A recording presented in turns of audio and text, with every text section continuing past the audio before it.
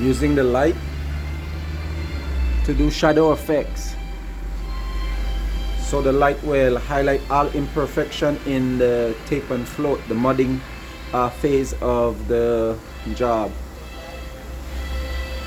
Like how you can see, there's a mild shadow there. The camera can't really pick it up. Let me see if I can zoom in. There you go. See that shadow effect from the mud?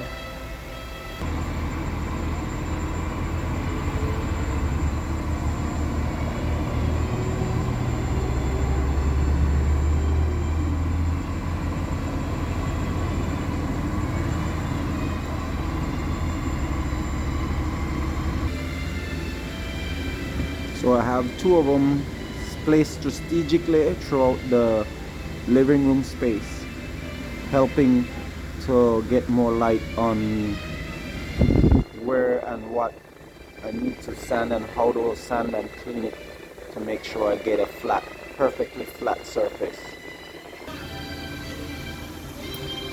I'm doing wet sanding. Someone told me that I was, insane, moronic, foolish for wanting to show and teach that you can use or take a different approach to getting the final product done doing SheetRock. With that, it eliminates all the dust and stuff from off the floor or in the workspace.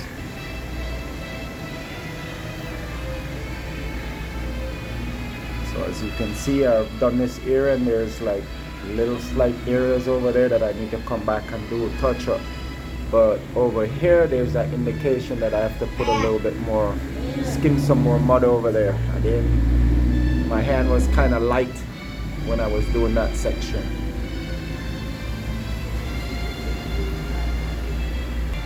And then I gotta do over here again.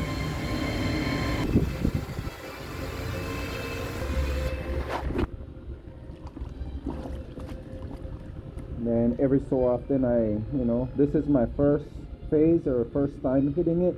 So after a little while, when the water kind of gets like that, I normally change it out. Some guys wait until you can feel the muck of the dust at the bottom of the bucket. Right now I just have a tiny amount that helps to keep the sandpaper here clean. Squeeze it and get it. Right now this space has a lot of stuff in there, so I'm making sure it's super dry. You don't really have to if you're doing it anew. So I think I'll just go ahead and change out my water now.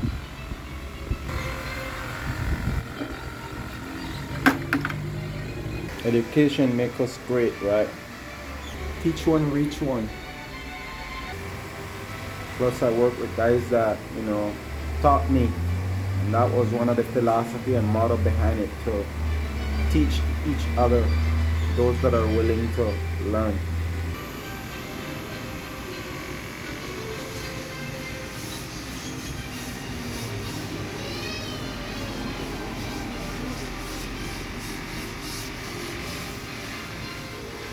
No dust.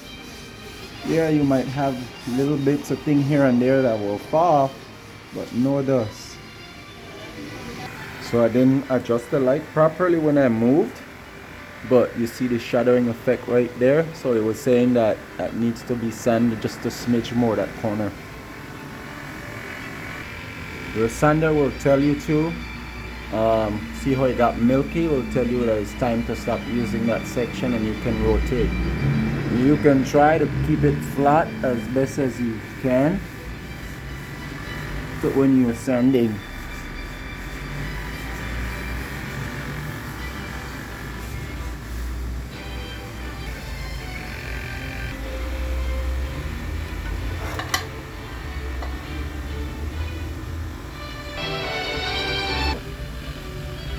Jack of all trades, master of my domain.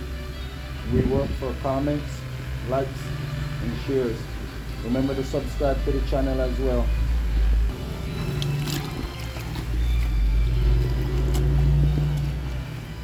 using one to sand and one to clean the beam.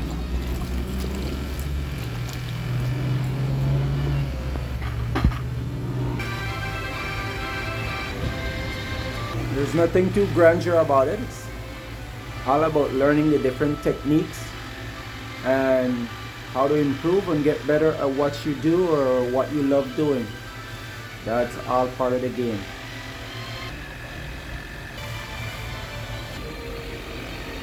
One of the trick or technique is making sure you don't squish the sponge. You try to keep the shape and make sure your sander don't really squish it while you're rubbing. Just lightly making contact with the surface and move your hands back and forth, just like you're sanding it with sandpaper. It's the same technique in principle, same concept. When I first learned it, I learned the sanding phase of it, and I learned with Edico Construction, and I graduated to Dan Bidner Construction, and he's the one that taught me and told me I didn't know anything about sheetrock work because I was dry sanding. Plus dry sanding takes twice as much more time. Yes, and this is a slow process. This is not something that is gonna go rapid. This is not the phase of it. This phase of it is a little bit more time consuming because you have to be precise. There's less room for mistakes, because then you make mistakes and you gotta patch and repair them.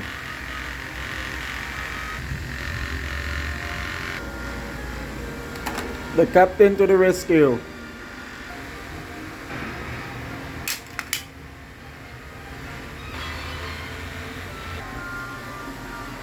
Your knife can also be converted into a sanding tool as well. Well, as you can see, the dust will fall.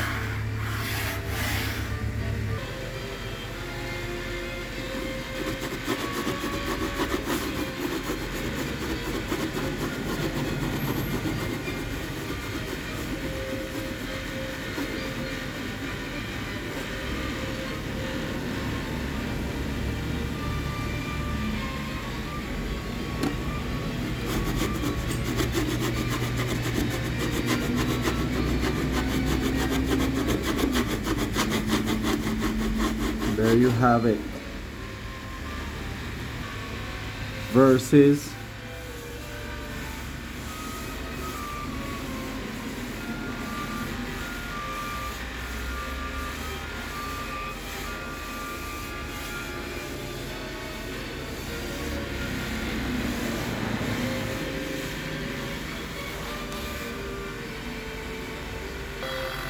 the captain says the water is milky, so it's time to change it out. Thank you, sir.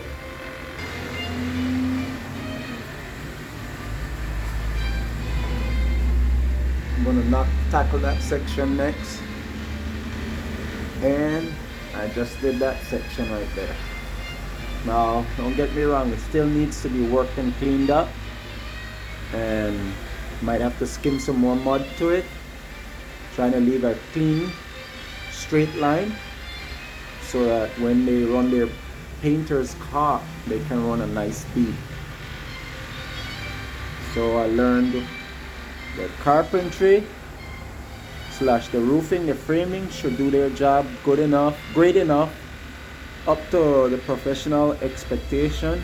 Then the tape and float, the sheetrock crew, and whatever other crew, mason, we all complement each other when the work is done right.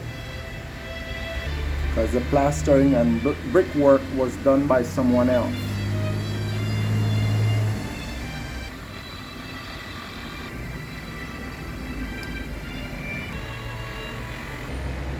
This was done in Red Creek, Hot Point, Santa Elena,